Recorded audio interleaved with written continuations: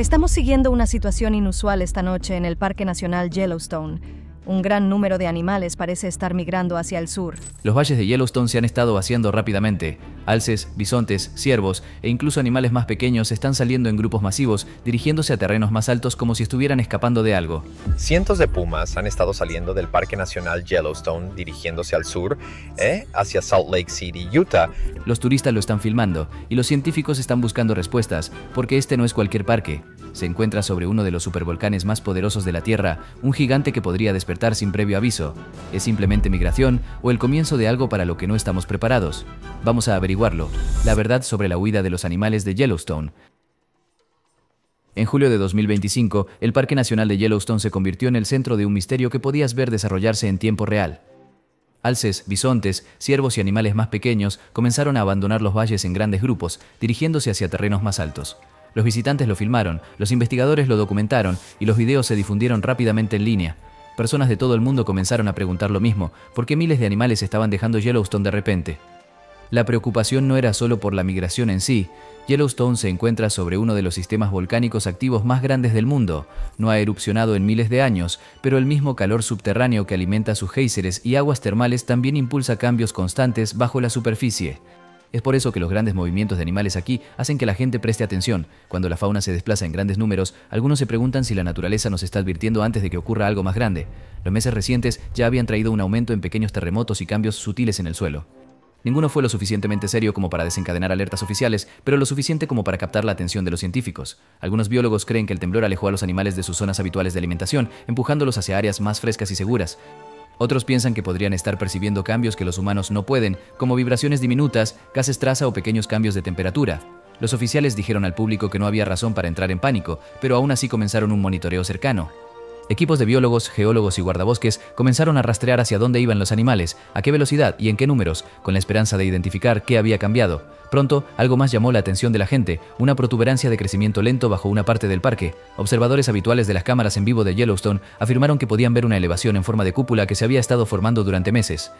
Compararon imágenes antiguas y nuevas y dijeron que ahora parecía más obvio. Una teoría era que el magma en lo profundo del subsuelo estaba empujando la superficie hacia arriba, algo que puede ocurrir antes de erupciones volcánicas. Otra idea era que el sistema de aguas termales del parque estaba acumulando presión, lo que también puede empujar el suelo hacia arriba, pero debido a que la forma se mantuvo tan estable, muchos pensaron que el movimiento del magma era la causa más probable. Ese es el temor que a nadie le gusta expresar en voz alta. Si el magma se está acumulando, el riesgo de una erupción aumenta. Podría ser una pequeña explosión local de ceniza y lava, o en el peor de los casos, un evento lo suficientemente grande como para enviar ceniza alta en la atmósfera, bloquear la luz solar, interrumpir la agricultura en todo el mundo y enfriar el planeta durante años. Incluso una erupción más pequeña podría destruir hábitats de vida silvestre, dañar pueblos y saturar hospitales con problemas respiratorios. Luego vino una ráfaga de terremotos. Los turistas fueron sorprendidos por una explosión cerca de una fuente termal que hizo que la gente saliera corriendo de una pasarela. Biscuit Basin fue cerrado mientras los geólogos investigaban. Algunas personas en línea afirmaron que ciertos terremotos no aparecían en los registros públicos e incluso señalaron un supuesto evento de magnitud 2.4 no reportado. Eso provocó conversaciones. ¿Estaban los funcionarios ocultando datos para evitar el pánico o era esto normal para un lugar tan geológicamente activo? Un científico destacado calmó los temores, explicando que los terremotos estaban dentro del rango habitual de Yellowstone. El parque promedia entre 1.500 y 2.500 terremotos cada año, a menudo de 100 a 200 por mes. La corteza aquí es delgada, el calor es intenso, las fallas son comunes y el agua subterránea siempre está en movimiento. Esa combinación crea muchos pequeños terremotos, la mayoría demasiado débiles para sentirse. Aún así, la inusual migración de la fauna mantuvo la atención en el parque. Se sabe que algunos animales pueden detectar cambios ambientales antes que los humanos, como alteraciones en los campos eléctricos o fugas de gas. Yellowstone también ha mostrado mucha actividad reciente. En los últimos 2 años ha mostrado 2 de las 3 advertencias de erupción más comunes, aumento de la actividad sísmica y más ventilaciones de gas en la superficie. Nuevas ventilaciones eruptivas y grietas en la superficie incluso cerraron parte de una pasarela en el Upper Geyser Basin. Nada de esto significaba que una erupción fuera segura, pero era suficiente para mantener la vigilancia. Entonces, ¿cómo vigilan los científicos realmente un sistema tan grande? Más de 50 sismómetros detectan terremotos y movimientos subterráneos. Estaciones de GPS, satélites y medidores de tensión en perforaciones miden incluso los cambios más pequeños en la forma del suelo. También analizan el agua y el gas de géiseres y respiraderos para detectar cambios en el dióxido de carbono, dióxido de azufre y sulfuro de hidrógeno, lo que puede mostrar lo que sucede debajo. Los satélites escanean el parque en busca de calor y emisiones.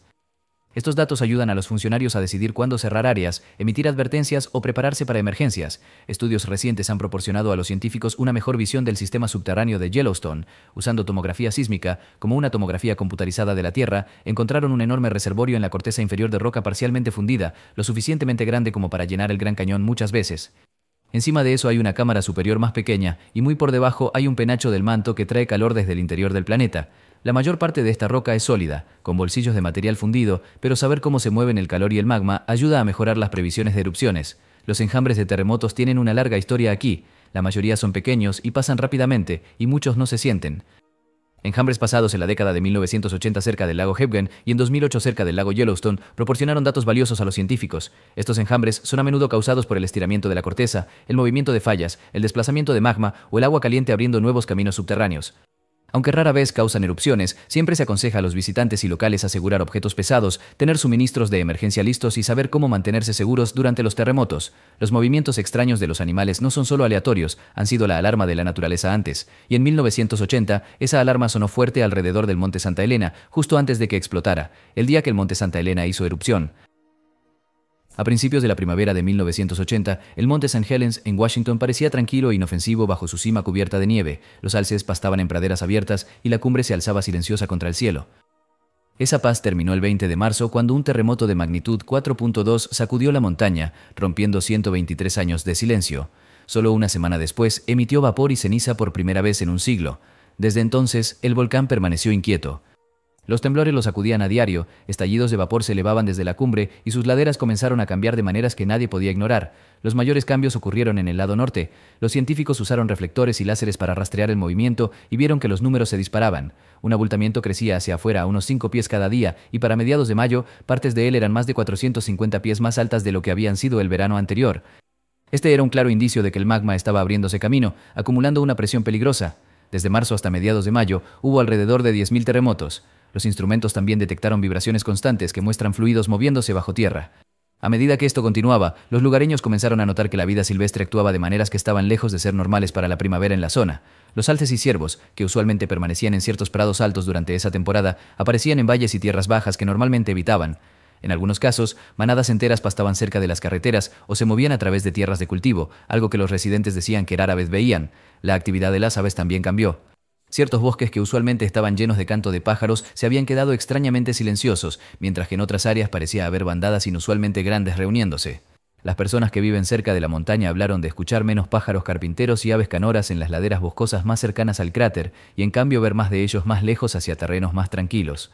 Estas no eran encuestas oficiales de vida silvestre, pero coincidían con lo que los científicos esperarían cuando el hábitat de un animal es sacudido, bombardeado con vapor o lleno de olores extraños de gases volcánicos. Los cambios sugerían que los animales se estaban alejando instintivamente de las partes de la montaña que se volvían inestables, respondiendo a cosas que podían percibir como temblores, vibraciones o cambios en la calidad del aire, mucho antes de que los humanos pudieran medirlos. A las 8:32 de la mañana del 18 de mayo, un terremoto de magnitud 5.1 golpeó debajo de la protuberancia y todo se desató. En segundos, todo el lado norte de la montaña se dio en el mayor deslizamiento de tierra jamás registrado en la Tierra. Ese colapso repentino liberó la enorme presión que se había estado acumulando durante semanas y el volcán erupcionó lateralmente. Una estruendosa explosión de gas caliente, ceniza y roca se dirigió hacia el norte a cientos de millas por hora y en minutos, una nube de ceniza se elevaba hacia el cielo y comenzaba su viaje a través del país. La explosión lateral destruyó alrededor de 230 millas cuadradas de bosque. Los árboles cerca del cráter fueron reducidos a tocones, mientras que los más alejados fueron derribados, todos apuntando lejos del volcán. Lahares, flujos de lodo de rápido movimiento, descendieron por los ríos, destruyendo puentes y llenando canales con troncos y escombros. Los pueblos a sotavento quedaron sumidos en la oscuridad al mediodía, mientras la ceniza cubría calles y tejados. La vida silvestre en la zona de explosión no tuvo ninguna oportunidad. Los funcionarios estimaron que casi 7.000 animales grandes, alces, ciervos y osos murieron, junto con la mayoría de los mamíferos pequeños y todas las aves cercanas. Las piscifactorías fueron arrasadas y los peces salvajes se enfrentaron a arroyos bloqueados llenos de escombros. Los animales que se habían alejado antes de la erupción ayudaron a repoblar el área. Los topos, anfibios y otras criaturas que sobrevivieron bajo tierra o bajo el agua ayudaron a reiniciar el ecosistema cuando la ceniza se enfrió. El costo humano también fue alto. 57 personas murieron, muchas fuera de las zonas de cierre estricto porque la explosión lateral alcanzó más lejos de lo esperado.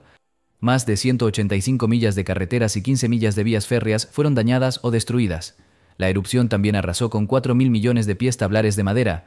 Los daños se estimaron en alrededor de 1.100 millones de dólares en 1980 y el Congreso aprobó 951 millones de dólares en ayuda. Ciudades como Yakima pasaron semanas y millones de dólares limpiando ceniza. La erupción dejó serios desafíos de ingeniería. La salida del lago Spirit fue enterrada, creando un riesgo de inundación. En 1985, los ingenieros construyeron un túnel de drenaje a través de una cresta cercana y luego construyeron una presa de sedimentos en el río North Fork Toutle. Estos, junto con el dragado regular, todavía protegen a las comunidades río abajo hoy en día. La recuperación comenzó sorprendentemente rápido en lugares resguardados. Cuando la nieve se derritió, surgieron plantas verdes. Las lupinas se extendieron rápidamente, añadiendo nutrientes al suelo y ayudando a que otras plantas crecerán. Las arañas llegaron en hilos de seda, los insectos exploraron el nuevo terreno y los topos mezclaron ceniza con suelo más rico. Los alces y los ciervos regresaron, alimentándose del nuevo crecimiento. Lo que había parecido un páramo gris y sin vida en 1980 mostró verde en unos pocos veranos, brindando a los científicos una oportunidad única para estudiar cómo la vida regresa después de una destrucción total. El monte Santa Elena se mantuvo activo. Entre finales de 1980 y 1986, un domo de lava creció en el cráter en varias fases. En 2004, otro domo comenzó a formarse y creció durante más de 3 años, dividiendo el glaciar del cráter antes de unirse de nuevo abajo. Estas erupciones más pequeñas proporcionaron a los científicos datos valiosos sobre el movimiento del magma y les permitieron probar nuevas herramientas de monitoreo como el GPS, sismómetros avanzados y cámaras para todo tipo de clima. Una lección clara vino de los animales. Los instrumentos pueden rastrear terremotos, hinchazón del suelo y cambios de gas, pero la vida silvestre a menudo reacciona de maneras que confirman el peligro. En 1980, los movimientos de los animales coincidieron con los datos científicos que mostraban el aumento de magma y presión. Los animales más alejados de la zona de explosión sobrevivieron y ayudaron a devolver la vida. El desastre cambió la forma en que se monitorean los volcanes en los Estados Unidos. El Observatorio de Volcanes de las Cascadas fue creado y redes de sensores, estaciones de GPS, cámaras y detectores de gas ahora vigilan la región de cerca. Los ingenieros mantienen los sistemas de control de inundaciones construidos después de la erupción. Las escuelas enseñan la ciencia y la historia, y los visitantes pueden ver el cráter, los domos de lava, la nueva línea de costa del lago Spirit y el bosque que ha vuelto a crecer. La montaña volverá a entrar en erupción algún día, pero gracias a 1980 conocemos las señales, tenemos planes y entendemos que escuchar tanto a los instrumentos como a los animales puede salvar vidas. El monte Santa Elena demostró que los animales pueden sentir el peligro mucho antes que nosotros, y en 1991 el monte Pinatubo lo demostró de nuevo, la historia completa de la erupción del monte Pinatubo. En los primeros meses de 1991, el monte Pinatubo en Filipinas parecía nada más que una pacífica montaña verde. Se encontraba tranquilamente en la cordillera de Zambales, rodeado de arrozales que brillaban al sol. Los niños corrían por los diques, los carabaos tiraban de arados de madera a través de los campos fangosos y los pueblos seguían con sus rutinas normales. No había señal de que esta tranquila montaña estaba a punto de convertirse en el centro de una de las mayores erupciones volcánicas del siglo XX. Todo eso cambió el 2 de abril. Sin previo aviso, vapor y ceniza estallaron repentinamente desde las grietas en la ladera norte del volcán. Científicos del Instituto Filipino de Vulcanología y Sismología, PVOLCS, se apresuraron a investigar. Rápidamente instalaron un sismógrafo para medir los terremotos y comenzaron a monitorear la actividad. En pocas semanas, el Servicio Geológico de los Estados Unidos llegó a la cercana base aérea Clark con más equipo para fortalecer el monitoreo. Juntos construyeron una red completa, 7 sismómetros para detectar y enviar datos de terremotos por radio, 2 inclinómetros para medir la hinchazón del suelo y un dispositivo COSPEC para rastrear el gas de dióxido de azufre que emanaba del volcán. Mientras los científicos trabajaban, la gente en las aldeas circundantes notó cambios extraños. Los agricultores dijeron que sus carabaos, que normalmente caminaban directamente hacia los arrozales inundados sin dudar, se negaban a entrar y en su lugar se dirigían hacia tierra seca o incluso cuesta arriba. Los observadores de aves vieron menos aves en áreas cercanas al volcán, mientras que bandadas inusualmente grandes se reunían más lejos en los valles. Estos no eran estudios oficiales, pero coincidían con lo que los científicos estaban detectando: más vapor, más retumbos y más temblores bajo la superficie. Los animales parecían sentir el peligro antes de que los instrumentos pudieran explicarlo completamente. A mediados de mayo, los datos confirmaron que algo serio se estaba gestando. Las primeras lecturas de dióxido de azufre mostraron alrededor de 500 toneladas por día provenientes de las ventilas del cráter. Eso ya era una señal de que el magma estaba ascendiendo bajo tierra, pero solo unos días después, los números se dispararon a más de 5.000 toneladas por día, un aumento de 10 veces, mostrando que el magma estaba mucho más cerca de la superficie. Luego, con la misma rapidez, las lecturas cayeron a solo unas pocas cientos de toneladas. Esto no era una buena señal. Probablemente significaba que las rutas de escape de gas se estaban sellando, atrapando presión dentro del volcán. Al mismo tiempo, enjambres de terremotos sacudieron las laderas superiores y los inclinómetros registraron un hinchamiento constante a medida que el magma se abría camino hacia arriba. La primera erupción ocurrió tarde el 7 de junio. Una explosión envió una columna imponente de ceniza a casi 5 millas en el aire. Para la mañana siguiente, se había formado un nuevo domo de lava cerca de las ventilas del cráter. El nivel de alerta se elevó y la zona de evacuación se amplió. El 10 de junio, el ejército de los Estados Unidos comenzó a trasladar a unas 15.000 personas desde la base aérea Clark a la bahía de Subic. Para el 12 de junio, después de que otra columna masiva de ceniza se elevara a más de 12 millas de altura, la zona de peligro se extendió a 19 millas y el número de evacuados superó los 58.000. Muchas familias Aeta que vivían en las laderas del volcán ya habían comenzado a irse, llevando lo que podían a pie. Luego llegó el 15 de junio, el día que el mundo recordaría. Finalmente, el magma altamente cargado de gas alcanzó la superficie. La erupción fue explosiva más allá de lo que la mayoría de las personas había visto. Una gigantesca nube en forma de hongo estalló en la estratosfera, alcanzando aproximadamente 35 kilómetros de altura. Flujos piroclásticos mortales, avalanchas abrasadoras de ceniza, gas y roca descendieron por todos los lados del volcán a una velocidad increíble, llenando valles profundos con depósitos de decenas de metros de espesor. Como si eso no fuera lo suficientemente malo, el tifón Yunya pasó directamente sobre la región al mismo tiempo. La fuerte lluvia se mezcló con la ceniza que caía, creando un lodo espeso y pesado que se acumuló en los tejados. Miles de edificios colapsaron bajo el peso. Ceniza fina se extendió por casi toda la isla de Luzón, convirtiendo el día en noche, y los satélites siguieron la nube de ceniza mientras daba la vuelta al mundo. La destrucción fue asombrosa. Más de 300 personas murieron durante la erupción, la mayoría por el colapso de techos agravado por las lluvias del tifón. Cuando se contaron las muertes posteriores por enfermedades y desplazamientos, el número ascendió a más de 800. Se destruyeron carreteras, puentes y sistemas de riego. El daño por ceniza cerró aeropuertos, dejó aviones en tierra y dañó 17 aviones comerciales, costando alrededor de $100 millones. La única razón por la que el número de muertos no fue de miles fue por las advertencias tempranas y las evacuaciones masivas organizadas por PeoplesCS y el USGS. Los animales enfrentaron la misma división entre la vida y la muerte según su ubicación. Aquellos cerca de las chimeneas o atrapados en los flujos piroclásticos no tuvieron ninguna oportunidad, pero muchos animales de granja sobrevivieron porque las familias se fueron temprano, llevándose sus carabaos, cerdos, pollos y cabras con ellos. Los animales salvajes regresaron lentamente, comenzando en los bordes de los nuevos depósitos de ceniza. Años después, los científicos encontraron pequeños mamíferos prosperando en los bosques en recuperación, prueba de que la vida regresa rápidamente una vez que la tierra se enfría y las plantas comienzan a crecer de nuevo. La erupción no solo afectó a Filipinas, cambió el clima del planeta. Los estudios satelitales mostraron que el monte Pinatubo había lanzado entre 17 y 20 millones de toneladas de dióxido de azufre a la estratosfera. Este gas formó una capa de aerosoles de sulfato que reflejaron la luz solar, enfriando la Tierra en aproximadamente medio grado Celsius durante casi 2 años. Pinatubo se convirtió en el ejemplo moderno de cómo una erupción puede impactar al mundo entero, pero el peligro no terminó cuando el volcán se calmó. Los gruesos y sueltos depósitos volcánicos en los valles se mantuvieron en su lugar y cuando llegaron los tifones o las lluvias monzónicas se convirtieron en lahares, gigantescos ríos de lodo y ceniza que descendieron rápidamente y destruyeron hogares y tierras de cultivo una y otra vez. Estos lahares causaron más daño a largo plazo que la propia erupción. Los ingenieros construyeron diques, desviaron ríos y elevaron carreteras, pero las lluvias estacionales siguieron provocando más lahares durante años. Incluso con toda la destrucción, hubo éxitos claros. Los expertos estiman que al menos 5.000 vidas y $250 millones en propiedades se salvaron gracias a pronósticos precisos y evacuaciones oportunas. Alrededor de 200.000 personas en las tierras bajas fueron evacuadas y 20.000 Aeta de las tierras altas fueron reasentados permanentemente desde las laderas peligrosas. La forma en que se monitoreó y manejó el Pinatubo se convirtió en un modelo para la preparación ante volcanes en todo el mundo. La razón por la que los científicos acertaron es porque no esperaron una sola señal perfecta. Miraron el panorama completo. Las lecturas de gas aumentaron de 500 a más de 5.000 toneladas por día y luego cayeron bruscamente, mostrando que el sistema se estaba sellando. Los enjambres de terremotos se volvieron más frecuentes y superficiales. Los inclinómetros mostraron que el suelo se estaba hinchando. Un domo de lava apareció. Las columnas de ceniza crecieron más altas con cada evento. Toda la evidencia apuntaba a una erupción y por eso las evacuaciones ocurrieron a tiempo. Hoy, el paisaje cuenta la historia. Un lago azul profundo ahora llena el enorme cráter donde solía estar la cumbre. Amplios lechos de ríos pálidos atraviesan los valles llenos de ceniza. Las granjas han regresado a terrenos más altos y los niños una vez más guían caribúes por los campos. Las aves han llenado los humedales y setos y los pequeños mamíferos prosperan en los jóvenes bosques que han crecido en el fresco suelo volcánico. Pinatubo demostró que escuchar las advertencias de los animales puede salvar vidas, pero en Colombia, años antes, esas mismas señales fueron ignoradas y miles de personas pagaron el precio. La mortal erupción de 1985 del Nevado del Ruiz.